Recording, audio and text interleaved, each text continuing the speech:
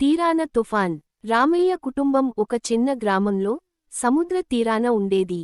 ఆయన భార్య శాంతమ్మ, కుమారుడు కిరణ్, కోడలు అనిత, పాప పవి, ఆ నలుగురు ఎంతో ఆనందంగా జీవించేవారు.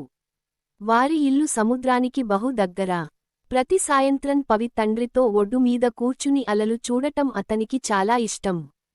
ఒక రోజు అకస్మాత్తుగా సముద్రం తుపానుగా మారింది.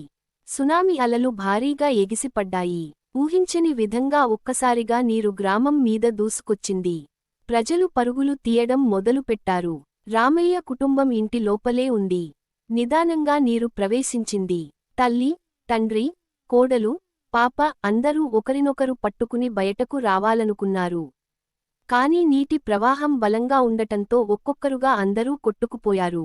కిరణ్ మాత్రం చివరికి తన కూతురు పవిని ఎత్తుకుని నీటిలో తేలుతూనే పోతున్న సమయంలో రెస్క్యూ బోటు వచ్చి ఆయనను రక్షించింది. కానీ పవి చెట్టు చేతిలో నుంచి జారిపోయింది.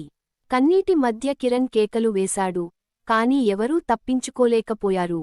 ఒక్క కిరణ్ మిగిలాడు. ఇంటి సభ్యులు అందరూ సముద్రపు నీటిలో కలిసిపోయారు. ఇప్పుడు అతను ప్రతిరోజూ సముద్రాన్ని చూసే చోట కూర్చుని ఉంటాడు. ప్రతి అలలో తన కుటుంబం నవ్వులు చూడాలనుకుంటాడు. కథ ముగిసింది. కాని అతని ఎదురుచూపులు మాత్రం ఇంకా కొనసాగుతూనే ఉన్నాయి.